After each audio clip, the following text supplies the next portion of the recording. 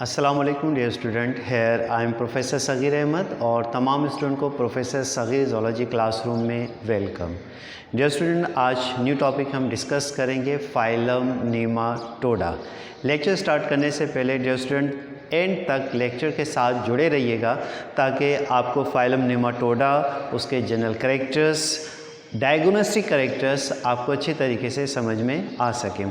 तो आइए dear student lecture की तरफ चलते हैं। सबसे पहले फाइलम नेमाटोडा की बेसिक मीनिंग को हम डिस्कस करते हैं कि what is the basic meaning of Nematoda. Nematoda combination of two Greek word, first is nema and second toda. Nema mean round, toda mean worms, यानी कि बेसिक जो meaning बनी हमारे पास क्या है, राउंड वर्म्स। यानी कि इस फाइलम से ताल्लुक़ रखने वाले जितने भी ऑर्गेनिजम्स हैं तमाम की बॉडी कैसी होती है, राउंड होती है, एलोंगेटेड होती है, सिलेंड्रिकल होती है और एंड से यूजुअली ये क्या होते हैं, पॉइंटेड होते हैं। यही वजह है कि इस फाइलम का नाम क्या रख दिया, नेमाटोडा, यानी कि राउंड वर्म्स। डियर स्टूडेंट, इस फाइलम के और भी सिनोनिमस नेम हैं, जैसा कि इस फाइलम का एस्कहेलमिन्थिस भी कहते हैं और इस फाइलम को निमाड हेलमिन्थिस भी कहते हैं। तो दोनों की बेसिक मीनिंग क्या है, राउंड वर्म्स के हैं। तो आइए इसके जनरल कैरेक्टर डिस्कस करते हैं फाइलम नेमाटोडा के। तो जनरल कैरेक्टर में जो सबसे इम्पॉर्टेंट कैरेक्टर है कि in this phylum about 20,000 species are included, यानी कि इस फाइलम से ताल्लुक़ रखने वाले एनिमल्स की तादाद इस फाइलम में तकरीबन 20,000 अक़साम के नेमाटोड्स क्या होते हैं, पाए जाते हैं। सेकंड जो इम्पॉर्टेंट कैरेक्टर है कि usually these are parasitic organisms, some are free living and some are predators, यानी कि इस फाइलम से ताल्लुक़ रखने वाले जितने भी एनिमल्स हैं ज़्यादातर पैरासाइट्स होते हैं, लेकिन बाज़ स्पीशीज़ इनकी फ्री लिविंग भी हैं और यूजुअली फ्रेश वाटर में पाई जाती हैं और उनका मोड ऑफ फीडिंग प्रीडेटर है, यानी कि दूसरे एनिमल्स के ऊपर अटैक करके उनसे अपनी ग़िज़ा क्या करते हैं, हासिल करते हैं। बट मेजॉरिटी यूजुअली क्या होते हैं, पैरासिटिक, यानी कि मूड ऑफ लाइफ क्या करते हैं, गुजारते हैं। नेक्स्ट जो इनका इम्पॉर्टेंट कैरेक्टर है, जो सबसे की कैरेक्टर है जिसकी वजह से इस फाइलम का नाम नेमाटोडा रख दिया, एस्कहेलमिन्थिस कर दिया या फिर निमाड हेलमिन्थिस रख दिया, वो कौन सा कैरेक्टर है कि these are elongated cylindrical organisms, so they are called nematodes या राउंड वर्म, यानी कि इस फाइलम से ताल्लुक़ रखने वाले तमाम जानदारों की जो बॉडी शेप है वो इलोंगेटेड है, सिलेंड्रिकल है, राउंड इन शेप है और एंड से यूजुअली क्या होते हैं, पॉइंटेड होते हैं। यही वजह है कि इस फाइलम को नेमाटोडा कहा गया या निमाड हेलमिन्थिस कहा गया या एस्कहेलमिन्थिस कहा गया। लेट्स सपोज दैट जो सबसे फेमस एग्जाम्पल है जैसे राउंड वर्म है, हुक वर्म है, थ्रेड वर्म है और पिन वर्म है। लेट्स सपोज दैट कि ये हमारे पास इलोंगेटेड बॉडी है और किसकी इलोंगेटेड बॉडी है, राउंड वर्म की है। देखिएगा बॉडी की ऑर्गेनाइजेशन यूजुअली कैसे हैं, ये इलोंगेटेड हैं, सिलेंड्रिकल हैं, राउंड इन शेप है। यही वजह है कि इनको राउंड वर्म या नेमाटोडा कहते हैं। नेक्स्ट जो इम्पॉर्टेंट कैरेक्टर है कि in these animals usually first time tube like digestion evolved, यानी कि इस फाइलम में कुछ एवोल्यूशन नज़र में आया। जैसे पिछला जो फाइलम हमने डिस्कस किया था प्लेटीहेलमिन्थिस, तो उनके मेंबर में यूजुअली जो डाइजेशन का जो प्रोसेस है वो सैक लाइक है, लेकिन यहाँ पर एवोल्यूशन के लिहाज से डाइजेस्टिव ट्रैक्ट थोड़ी सी एडवांस हुई और ट्यूब लाइक डाइजेशन क्या हुई, मौजूद थी। तो इनके अंदर यूजुअली ट्यूब लाइक डाइजेशन है।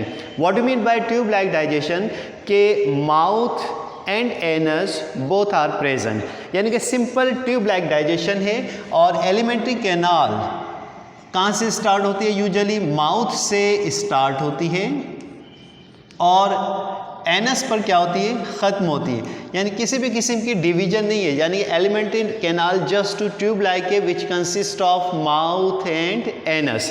तो ये एक बड़ा इम्पॉर्टेंट कैरेक्टर इन फाइलम के मेंबर्स में देखने में आया। नेक्स्ट जो इम्पॉर्टेंट कैरेक्टर है, इनके जो जनरल कैरेक्टर्स हैं वो क्या हैं कि दीज आर ट्रिप्लोब्लास्टिक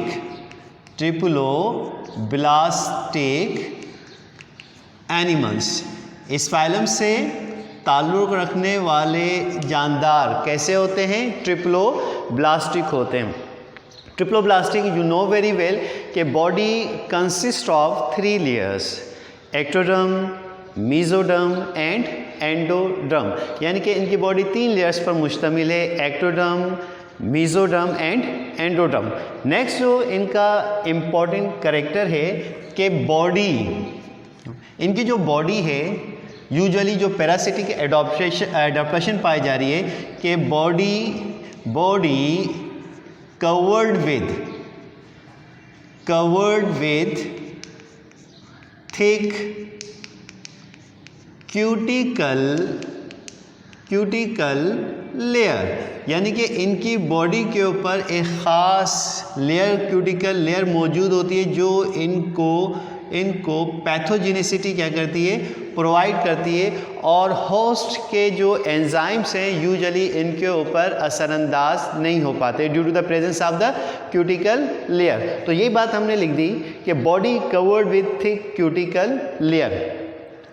इसका एक और इम्पॉर्टेंट कैरेक्टर कि these are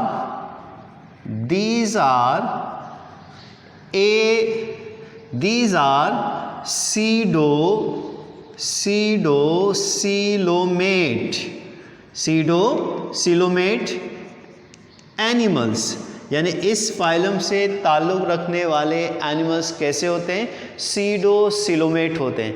तो last time dear student pseudocoelomate को स्टार्ट में जब ये चैप्टर स्टार्ट किया था वहाँ पर वीडियो मौजूद है। सीडोसिलोमेट किसे कहते हैं? यानी कि फॉल्स सीलोम क्या होती है इनके अंदर मौजूद होती है, यानी कि सीडो का मतलब क्या है? फॉल्स, सिलोमेट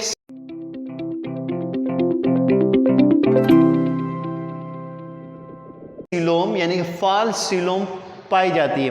तो इसकी डिस्क्रिप्शन पिछले लेक्चर्स में मौजूद है, वहाँ से देख लीजिएगा।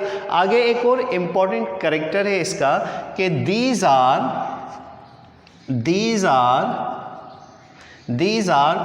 protostomes animals.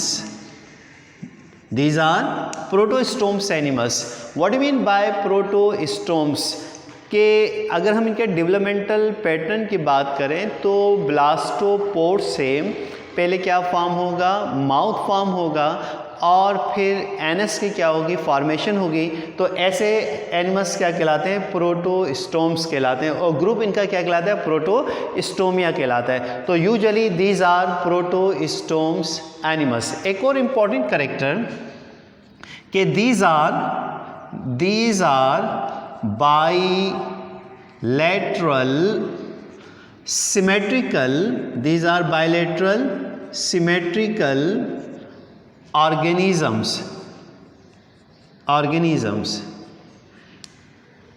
यानी कि इस फाइलम से ताल्लुक़ रखने वाले एनिमल्स में क्या पाई जाती है? बायलैटरल सिमेट्री पाई जाती है।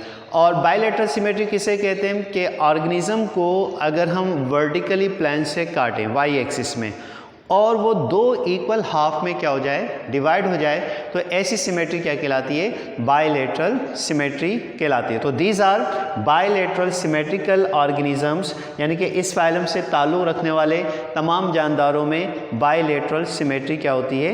मौजूद होती है। एक और इनका इम्पॉर्टेंट कैरेक्टर कि हमारे पास ये यूजुअली अगर हम रेस्पायरेशन की बात करें respiration takes place general body surface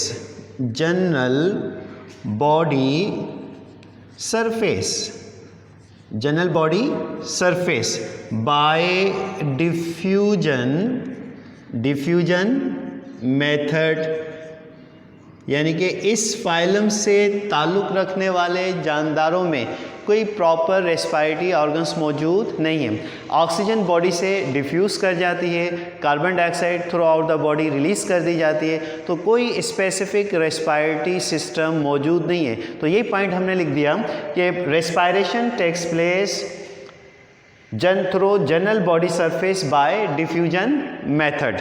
तो डियर स्टूडेंट, आपको अच्छे तरीके से समझ में आ रहा होगा फाइलम नीमाटोडा। तो आइए इसको मज़ीद करेक्टर हम डिस्कस करते हैं।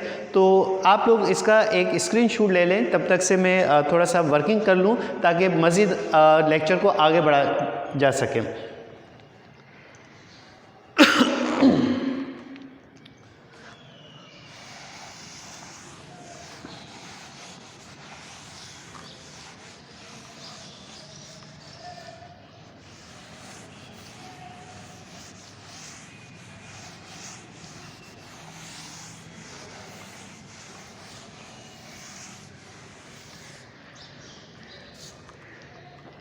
जी डियर स्टूडेंट, एक और इम्पॉर्टेंट करेक्टर फाइलम नीमाटोडा का सर्कुलेटरी सिस्टम के हवाले से कि ट्रिप्लोब्लास्टिक हैं, लेकिन अभी तक किसी भी किस्म का सर्कुलेटरी सिस्टम मौजूद नहीं है।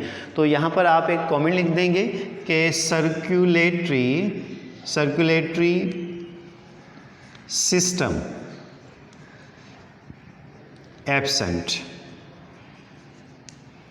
एक और इम्पॉर्टेंट करेक्टर के एक्सक्रीटरी सिस्टम यूजुअली एब्सेंट, क्योंकि पैरासाइट होते हैं तो इनमें एक्सक्रीटरी सिस्टम भी क्या होता है, एब्सेंट होता है। एक और इम्पॉर्टेंट करेक्टर इस फाइलम का कि usually these are unisexual animals. तो यहाँ पर आपने कमेंट लिख दिया कि यूजुअली दीज आर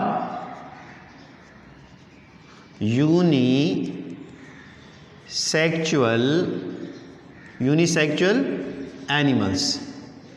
और डियर स्टूडेंट, लास्ट क्लासेस में हमने डिस्कस किया था कि यूनिसेक्सुअल एनिमल किसे कहते हैं, कि those animals in which male and female reproductive organs present in a separate body, यानी कि ऐसे एनिमल जिनमें मेल और फीमेल रिप्रोडक्टिव ऑर्गन्स अलग-अलग बॉडी में क्या हो मौजूद हों, उन्हें हम क्या कहते हैं, यूनिसेक्सुअल एनिमल्स कहते हैं। यूनिसेक्सुअल एनिमल तो हैं और इनमें एक ख़ास इम्पॉर्टेंट करेक्टर यूनिसेक्सुअलिटी के हवाले से दे शोज सेक्सुअल डाइमॉर्फिज्म, बड़ा इम्पॉर्टेंट करेक्टर है कि दे शोज सेक्सुअल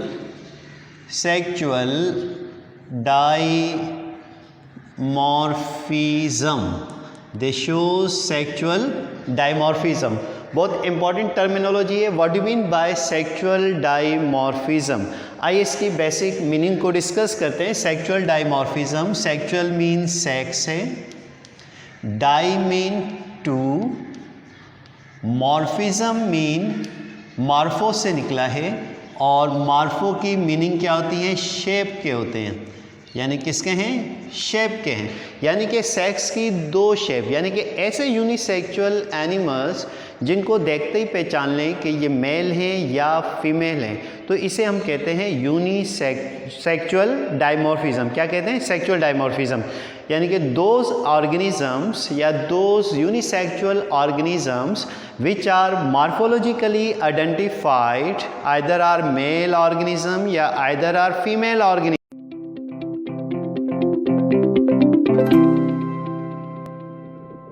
तो either are male organism या either are female organisms are called sexual dimorphism। तो ये बड़ा इम्पॉर्टेंट टर्मिनोलॉजी है। जैसे फॉर एग्ज़ाम्पल अगर आप चिड़िया की बात करें या चिड़े की बात करें, तो आपसे पूछा जाए कि इसमें चिड़िया कौन है, तो चिड़ा कौन है, तो कैसे आइडेंटिफाई करेंगे? तो नेचुरली तौर पर बर्ड्स में ख़ास तौर पे पेसर डोमेस्टिका चिड़िया की बात हो रही है, अगर गर्दन पर ब्लैक बैंड मौजूद है तो इसका मतलब है कि ये चिड़ा है, और अगर ब्लैक बैंड मौजूद नहीं है तो इसका मतलब ये क्या है, चिड़िया है। अगर हम साइटाक्यूला की बात करें विच मीन्स पैरोट, अगर हम तोता और तोती की बात करें तो आपसे आइडेंटिफाई करवाया जाए कि इसमें तोता कौन सा है और तोती। तो डियर स्टूडेंट, जिनके नेक पर रिंग मौजूद होता है रेड कलर का या ग्रीन कलर का, तो वो तोता होगा, और अगर नहीं है तो वो तोती यानी फीमेल पैरट होगी। इसी तरीके से कॉर्वस स्प्लेंडस की बात कर लें। कॉर्वस स्प्लेंडस यानी कि कौवे की बात हो रही है, तो इसमें कौवा कौन है और कौवी कौन है? तो कौवे का ब्लैक बैंड होगा और जो फीमेल है कौवा उसमें किसी भी किस्म का बैंड यानी उसकी नेक जो होगी प्लेन होगी। तो उम्मीद है कि ये सेक्सुअल डाइमॉर्फिज्म क्या है आपको समझ में आ गया होगा। नेक्स्ट जो हमारे पास है कि इनके अंदर हाई रिप्रोडक्टिव यानी रिप्रोडक्शन की सलाहियत है और इनकी फीमेल पर डे 200 यानी कि 200,000 2 लाख अंडे एक साथ दे सकती है, यानी कि इनकी जो रिप्रोडक्टिव सलाहियत है बहुत ज़्यादा है। अच्छा, इसके अलावा अगर हम बात करें इनके मज़ीद जो राउंड वर्म्स हैं कि इनके जो इकोनॉमिकल इम्पोर्टेंस है, इकोनॉमिकल इम्पोर्टेंस से मुराद ये ह्यूमन बींग्स में अगर डिजीज़ कॉज करते हैं, कौन कौन सी डिजीज़ कॉज करते हैं, आइए उनके हवाले से थोड़ा सा डिस्कस कर लेते हैं। कि जो राउंड वर्म है जिसे हम क्या कहते हैं, एस्केरिस लुम्ब्रिक्वाइट, एस्केरिस लुम्ब्रिक्वाइट एक डिजीज़ कॉज करती है जिसे हम क्या कहते हैं, एस्केरियासिस कहते हैं। क्या कहलाती है? एस्केरियासिस। अब ये डिज़ीज़ किन में होते हैं? यूजुअली वो बच्चे जो मिट्टी में खेलते हैं या सही तरीके से अपने हाथ नहीं धो रहे होते, ठीक है ना, और उनकी टॉफ़ी ज़मीन पर गिर गई तो ये बच्चों ने खा ली और उन डस्ट के अंदर बेसिकली उस डस्ट में स्पोर्स मौजूद होते हैं और जिसकी वजह से ये बॉडी के अंदर चले जाते हैं और इनका होस्ट स्टेशन इंसान का क्या है, इंटेस्टाइन है, तो वहाँ पर ये अपने आप को डेवलप कर रहे होते हैं और एलिमेंट्री कैनाल से डाइजेस्टेड फूड मटेरियल और ब्लड को क्या करते हैं, सक करते हैं, जिसकी वजह से उस पेशेंट में सीवियर अनेमिक कंडीशंस हो जाती है। अब कैसे पता चलेगा कि बॉडी के अंदर ये कीड़े मौजूद हैं? अगर हम बच्चों की बात करें तो बच्चे रात में इंसोमिया के परेशान हो जाएंगे, इंसोमिया बेचैनी, उनको नींद नहीं आती। दूसरी कॉमन के माउथ से सलाइवा निकल रहा होता है, तो इसका मतलब है कि इनके पेट में कीड़े हैं। बड़ों के अंदर 2 सिम्टम्स ऑब्जर्व किए गए, एक तो माउथ से सलाइवा निकल रहा होता है और दूसरा उनकी रात में सोते वक्त उनके जो टीथ होते हैं वो ग्राइंड कर रहे होते हैं, मैस्टिकेशन कर रहे होते हैं, यानी कि आवाज़ आ रही होती है कटर कटर की। तो इसका ये मतलब है कि उनके पेट में कीड़े राउंड वर्म्स हो सकते हैं। एक और इस फाइलम का मेंबर जिसे हम क्या कहते हैं, थ्रेड वर्म, फिलेरिया, यानी कि इसकी एक स्पीशीज़ है वुकेरिया बेनोक्रॉफ्टी। एक ख़ास मच्छर की बाइटिंग से ये वर्म बॉडी के अंदर चला जाता है और करता क्या है कि अपनी ग्रोथ करता है और बॉडी के जो लिम्फ वेसल्स हैं जिसके अंदर क्या करते हैं कि चिकनाइयाँ गर्दिश करती है, लिम्फ सर्कुलेट करता है, उनको ब्लॉक कर देता है। ब्लॉक करने की वजह से वो लिम्फ सर्कुलेट नहीं होता, वो आहिस्ता आहिस्ता डिपॉजिट होता चला जाता है। और ख़ास तौर पे ये वर्म्स कहाँ अटैक करते हैं, लेग के ऊपर अटैक करते हैं और स्पेशली रिप्रोडक्टिव ऑर्गन्स स्क्रोटम के ऊपर अटैक कर रहे होते हैं।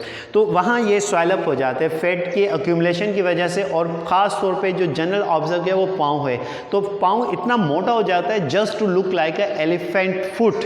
सो नेम इज डिजीज एलिफेंटियासिस या इन मेडिकल साइंस फिलेरियासिस। एक और एनिमल है पिनवर्म। ये बच्चों में आमतौर से जो ज़्यादा मीठा खाते हैं, टॉफ़ी गिर गए उठा के खा लिया, तो एनस जो मकद है वहाँ पर ये कीड़े क्या हो जाते हैं, फॉर्म हो जाते हैं और बच्चों को एडचिंग करते रहते हैं, जिसकी वजह से वो बच्चा इंतहाई परेशान रहता है। तो ये किस वजह से होता है, पिनवर्म की वजह से होता है। तो डियर स्टूडेंट, हमने आज फाइलम निमाटोडा को डिस्कस किया, उसके जनरल कैरेक्टर्स को डिस्कस किया, उसके एग्जाम्पल्स को डिस्कस किया और उन एनिमल्स से जो डिजीज़ ह्यूमन बींग्स में होती हैं उनके कॉमन यानी कि एस्केरिस और पिनवर्म, थ्रेडवर्म से कौन सी बीमारियां कॉज होती हैं इनको डिस्कस किया। तो डियर स्टूडेंट, उम्मीद है कि लेक्चर समझ में आ गया होगा। तो इंशाल्लाह नेक्स्ट लेक्चर में मज़ीद नए टॉपिक के साथ हाजिर होंगे। तब तक के लिए आप लोग खुश रहें, खुश रहने की आदत बनाएं, दूसरों को खुश रखें और एग्ज़ाम भी करीब आ रहे हैं। तो एग्ज़ाम की तैयारी के लिए स्टूडेंट आपने एक जहन में रखना है point, practice practice again practice, practice practice again practice. यानी कि जब तक आप लोग खुद प्रैक्टिस नहीं करेंगे तब तक आपको कोई टॉपिक जल्दी समझ में नहीं आएगा। उसको लर्न करें, रीडिंग करने की आदत बनाएं, ठीक है, ताकि एग्ज़ाम में अच्छे तरीके से नंबर आप लोग गेन कर सकें।